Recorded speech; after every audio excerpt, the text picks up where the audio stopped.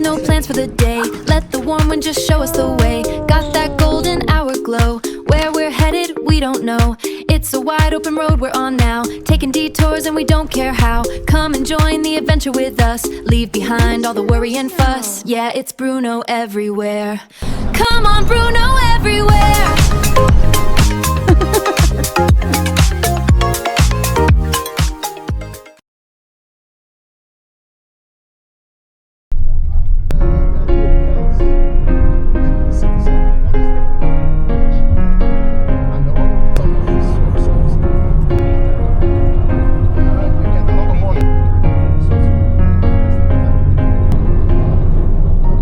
Hello friends! Welcome back to our channel. We are now on our way to our hotel, the Fletcher Wellness Hotel, Sitart. We'll be staying at the hotel for 6 days, then eventually transfer to our rented house. There will be a lot of logistics that need to be sorted out in the next days, but we will be prioritizing rest and just enjoy the rest of the day. For those new to our channel, we are a family of 3 and Bruno is our son. We'll be sharing some of our days as a family. Join us in our journey settling down here in the Netherlands. We arrived early at the hotel and won't be able to check in yet, so we left our luggage in the hotel, bought Bruno snacks, and did a little grocery shopping.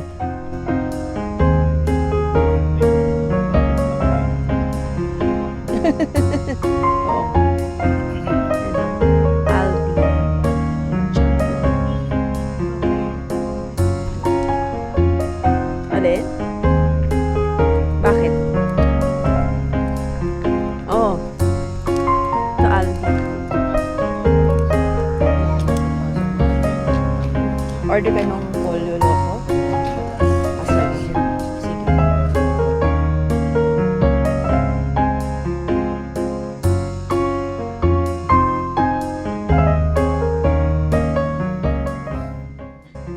At last, we can now go to our room. We are really looking forward to rest, clean up, and change our clothes. All the way to the back daw. Wow. Bumukas mag-isip.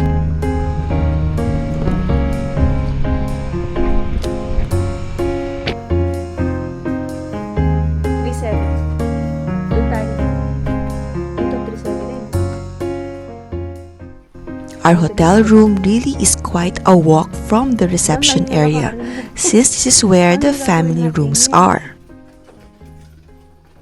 Wala silang bellboy, no?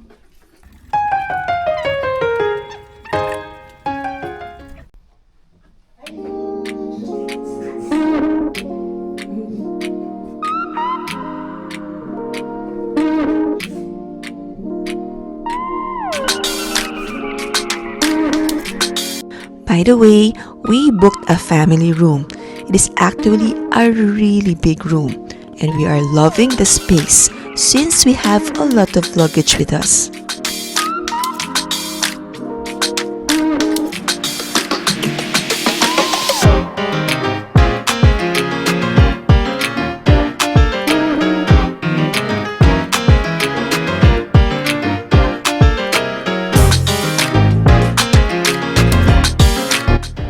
So what is nice about this room is meron siyang Nespresso. Ang galing! Meron pala siyang Nespresso. I didn't know. Tapos meron na rin siyang mga capsules. I'm not sure kung i-refill nila to. But they also have coffee and creamer. And they also have tea. Tikman natin to, no? Coffee pods, tsaka ang galing. Sugar cubes.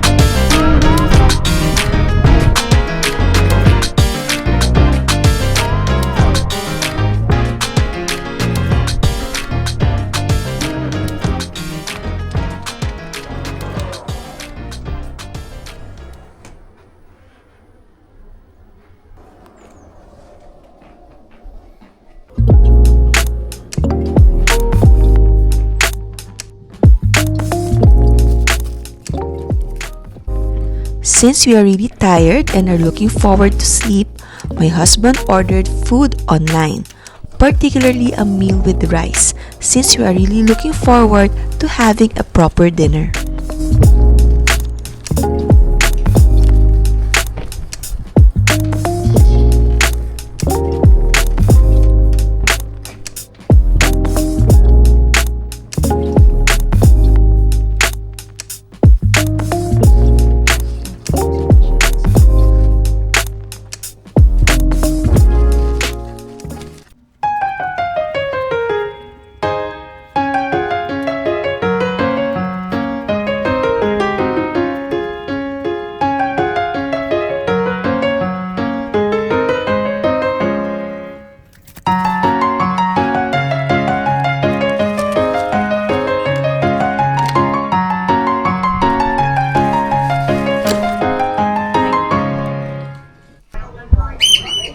Labo, din na mo. Wow, ang dami. Pakabusog na tayo. Wow, may salad po. Ano to, love? Ano? Anong klaseng food to?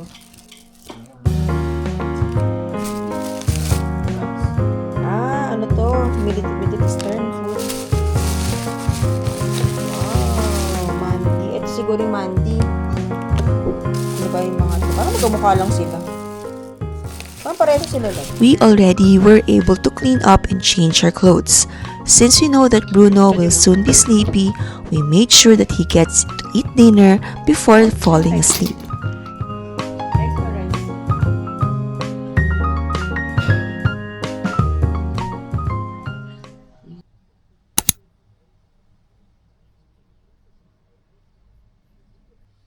Good morning!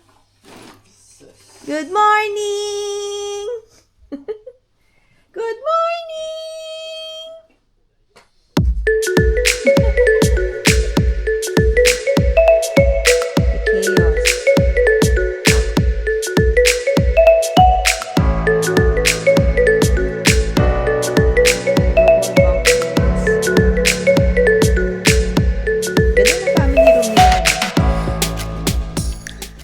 Ayan, good morning. So, ang gulo ng hair ko pa kakagising. Actually, kanina pa ako gising, pero parang pag-ayos ng hair. And gising na to. Si Bruno ay gising na. Nakantay na lang ng 7 o'clock for breakfast. No? Okay, so, pakita ko lang yung mga stuff na nakita namin sa grocery yesterday para meron lang kami mga snacks. So, this one, ito yung favorite namin. Actually, itong waffle, caramel ang kanyang palaman. Ang flavor, it's really, really, really good.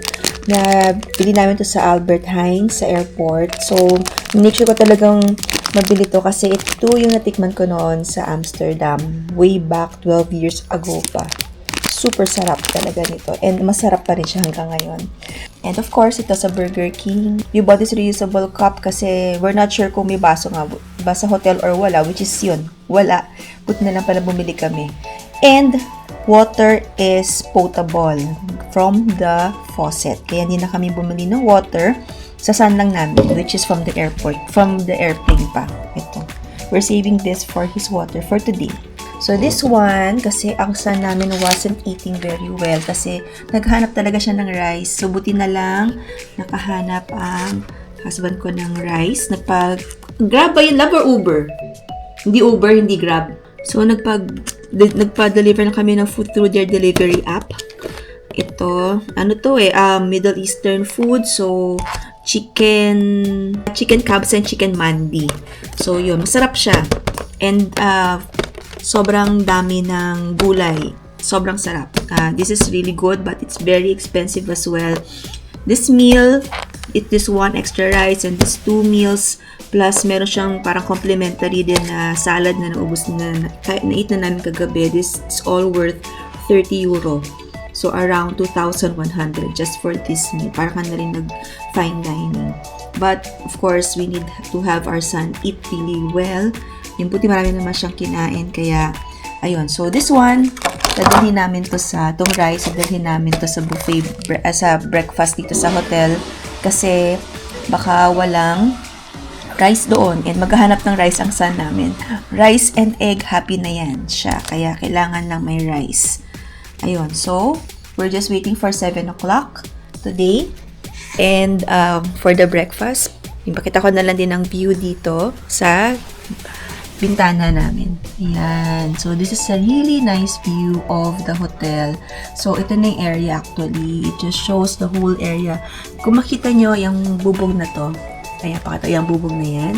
That is a supermarket. So, that is Jumbo Supermarket. It has almost all of the things that you're looking for. So, nandyan lahat pang grocery items. Even ready-to-eat meals, meron na rin sila dyan.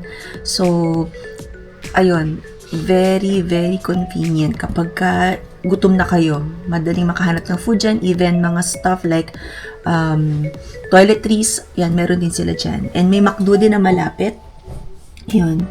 And meron pang isa pang supermarket dito banda sa side. Dito sa side dito. That's called Aldi. Meron din dyan. So, kaya hindi kami magugutom. Ayun. So, this is the area. Very quiet and very peaceful. And time check ng weather, it's 11 degrees Celsius ngayon. It's cold even if wala kaming fan sa loob. Wala rin atang air conditioning din itong room. But I think it's maintained at 20. Nakalagay 20 but we're not sure if nag-run yung heater, but it's really cold now. Masarap ang weather. It's super aircon weather ang feel. So, ayun. So, we're just waiting for breakfast and we'll show you our breakfast as well later. So, naka-Airbnb.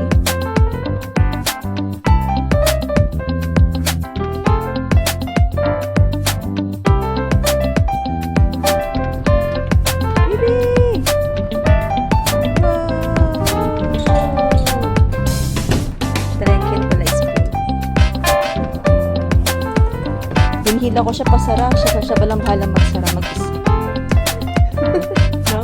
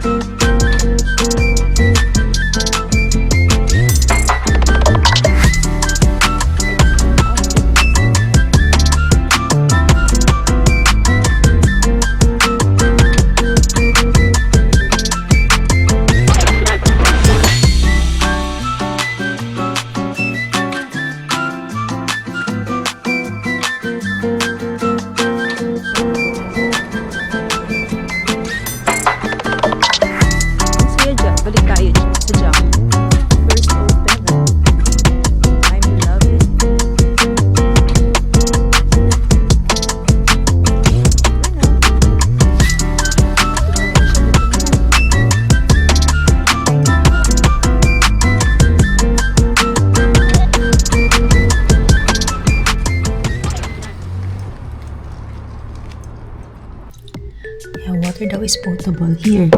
Look.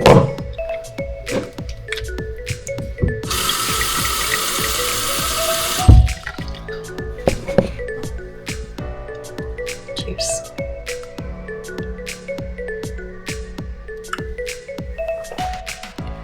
Kapag pa naman namin ito iniinom eh. So far, okay pa naman kami.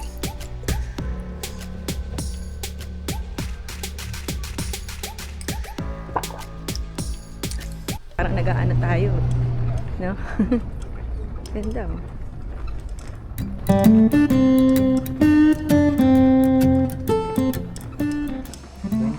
We managed to go to a rented house by bus. We are happy to realize that commuting here with Bruno is possible.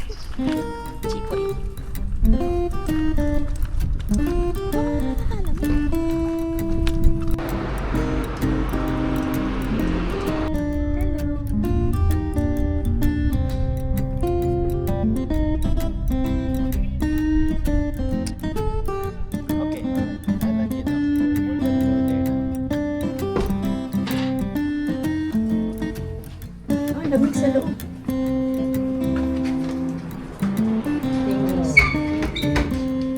There's a step, yeah.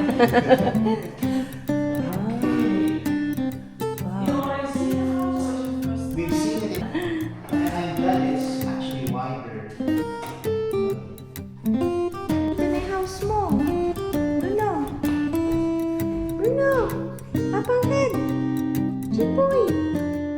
Dito na tayo titira. Okay. Oh, this is your house now. You live here na. Hindi pa talaga siya matitirhan. May langaw nga, oh. Uy, meron din pa ng langaw dito.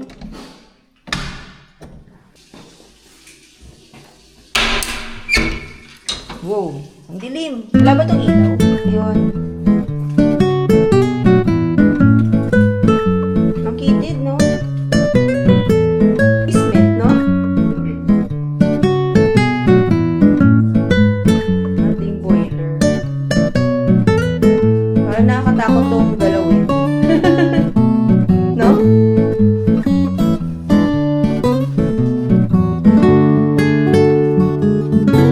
Ha? Tuwalya.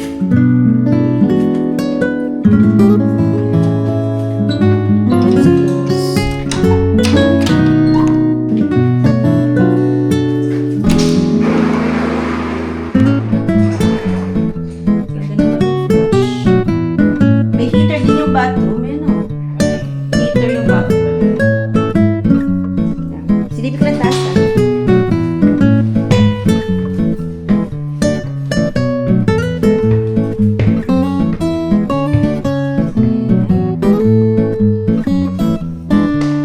This is the first room. Ah, may cabinet na rin pala love oh.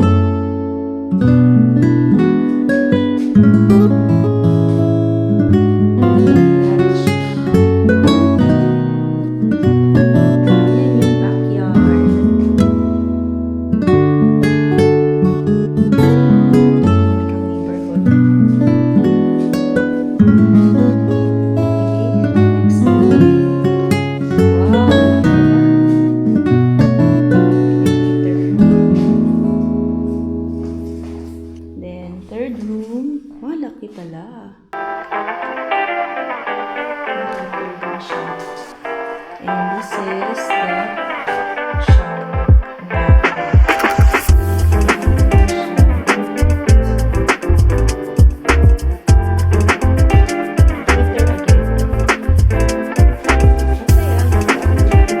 This is your new home, baby.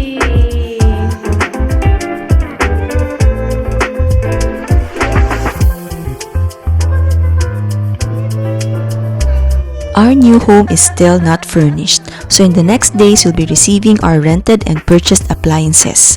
Yes, furniture can be rented here in the Netherlands. We decided to rent some of the furniture since we are considering logistic schedules, like when we need to transfer to our rented home and my husband's day one at work.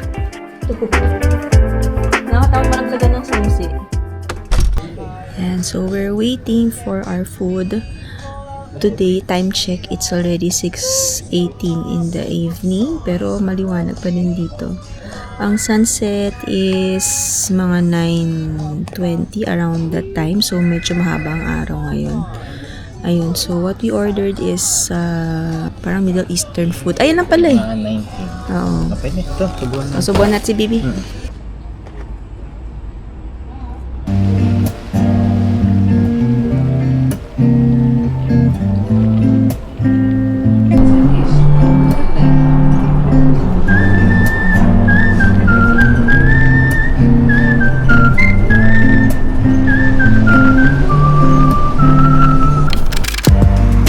We missed our stop, so we stepped out of the bus in the next stop.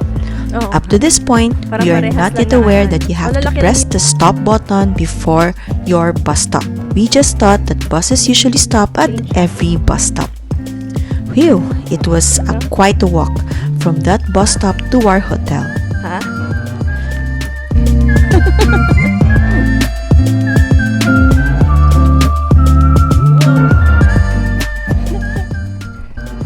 If you're a big fan of football, you will love staying here at the Fletcher Wellness Hotel.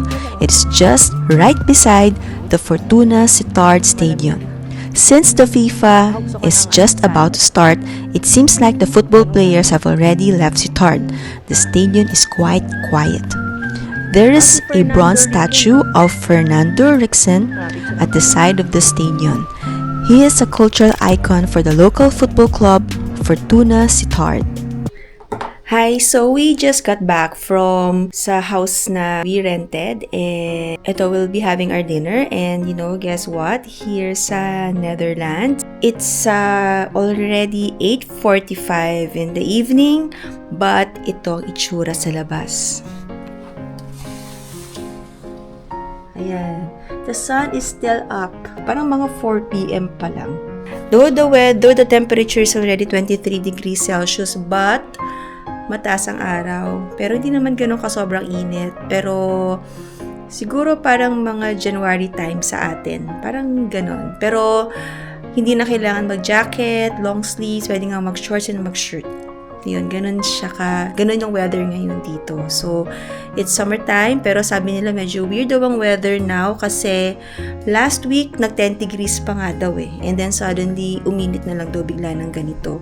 So, we'll never know. Baka next week, babalik na naman siya sa 10 degrees or much colder or hotter. Well, sana colder. Ayun. So we'll be having our dinner now. And our dinner now is yung pagkain din namin kagabi. Since hindi naman ganun ka umiinit dito. And though wala naman din fridge tong hotel, hindi naman ganun ka init. And yun, hindi naman na-spoil yung food namin. So, ayan, my husband is now downstairs and he's requesting for the kitchen to heat up our food. And we also bought new food then for our son actually kasi he doesn't like yung flavored rice that we bought last night. So, he has his own plain rice and shawarma meat. So, he likes that. So, ayun, kain na muna kami. Ayun, and then before heading home, bumili kami ng mga stuff sa Jumbo. Pero Jumbo siya, actually Jumba. So, we bought soup. Ito is for our son. And then, we have yung sa amin. And even though potable yung water sa gripo, we still bought water for our son. So, para lang sa kanya itong mga bottled waters. This one. And then, we also bought juice for ourselves. Ito, apple and orange. Yan, natural siya kasi makita niya may nagsisettle sa bottom. Yan, so, yan. And then, we also bought ourselves this for later. Soft drinks. And then, this one is ours. Mag-ano kami. Magsusup kami for tonight. Kahit mainit, magsusup pa din kami. Hindi mainit, pero lalamig na kasi mamaya eh. And then, some treats, chocolonely, and then, mga toiletries, lotion, and dishwashing soap for our utensils and our son's tumbler, toothpaste, and shampoo. Yun. Yun lang. Tsaka, of course, tissue. Para pag nasa labas tayo, may tissue tayong ginagamit. Ayun. So, yun. Ayun. So, yun yung mga ginrocery namin kanina. And alam nyo, sobrang high-tech talaga here sa grocery dito. Kasi, tumer naman na rin sa atin yun, yung self-checkout. Nakatuwa lang is, parang siguro security measure na lang din nila. When you get out of the grocery store, you'll have to scan your receipt before you can really get out of the grocery. So, yun yung parang kakaiba dun sa grocery nila dito. And, of course, nakakatuwa rin dito sa Netherlands is you can pay through Apple Pay. So, very convenient kasi you could use your Apple Watch and your phone to pay.